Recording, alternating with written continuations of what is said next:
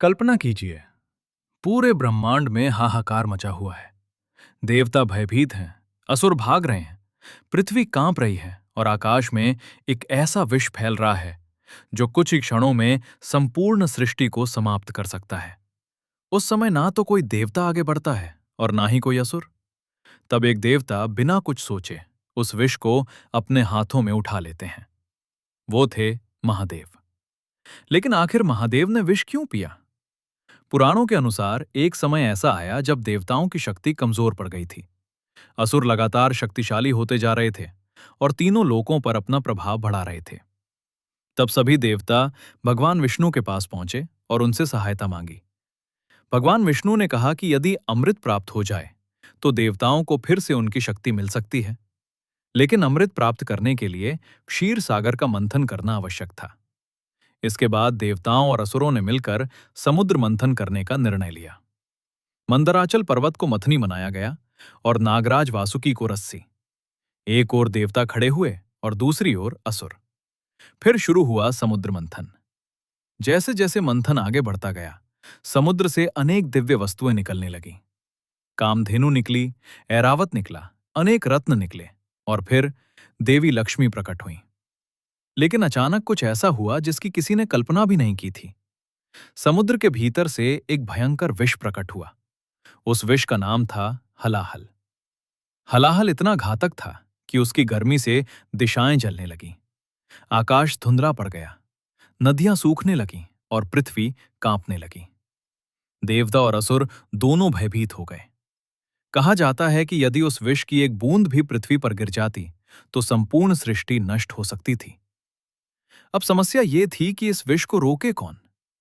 सभी देवता ब्रह्मा जी के पास पहुंचे, लेकिन समाधान नहीं मिला। अंत में सभी कैलाश पर्वत पहुंचे और महादेव से प्रार्थना की। उन्होंने कहा, प्रभु, यदि इस विष को नहीं रोका गया तो पूरी सृष्टि समाप्त हो जाएगी।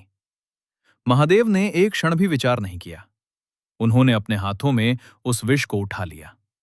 सोचिए, जिस विष की एक बूंद पूरी दुनिया को समाप्त कर सकती थी, उस विष को महादेव अपने हाथों में लिए खड़े थे। फिर उन्होंने वो विष पी लिया। लेकिन यहां एक बहुत बड़ा रहस्य छिपा हुआ है। महादेव ने उस विष को अपने पेट में नहीं जाने दिया। उन्होंने उसे अपने कंठ में ही रोक लिया, क्योंकि यदि विष उनके शरीर के भीतर चला जाता तो उसके प्रभाव से संपूर्ण सृष्टि को नुकसान पहुंच सकता था। विष उनके कंठ में रुक गया और उनका गला नीला पड़ गया। तभी से महादेव नीलकंठ कहलाए। लेकिन इस कहानी का अर्थ केवल इतना नहीं है कि महादेव ने दुनिया को बचाने के लिए विष पिया था। इसके पीछे एक बहुत गहरा संदेश छिपा है। समुद्र मंथन केवल समुद्र का मंथन नहीं था, यह मनुष्य के मन का भी प्रतीक है। जब भी कोई व्यक्ति अपने जीवन में संघर्ष करता है, मेहनत करता है और स्वयं को बेहतर बनाने की कोशिश करता है, तब सबसे पहले उसके भीतर से अच्छाइयां नहीं निकलती। सबसे पहले बाहर आता है क्रोध, अहंकार, ईर्ष्या, लालच और नकारात्मकता का विष। महादेव हमें सिखाते हैं कि जीवन में आने वाले इस विष को ना तो निगलना चाहिए और ना ही दूसरों पर उगलना चाहिए। उसे नियंत्रित करना चाहिए। जिस प्रकार महादेव ने विष को अपने कंठ में रोक लिया, उसी प्रकार हमें भी अपने क्रोध, अहंकार और नकारात्मक भावनाओं को नियंत्रित करना चाहिए। यही एक महान व्यक्ति की पहचान होती है। महादेव ने संसार को यह सिखाया कि सच्ची शक्ति दूसरों को हराने में नहीं, बल्कि स्वयं पर नियंत्रण रखने में होती है।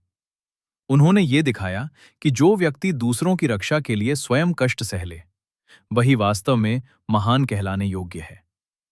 इसीलिए करोड़ों लोग आज भी महादेव को केवल एक देवता नहीं, बल्कि त्याग, करुणा और आत्मसंयम का सबसे बड़ा प्रतीक मानते हैं। हर हर महादेव।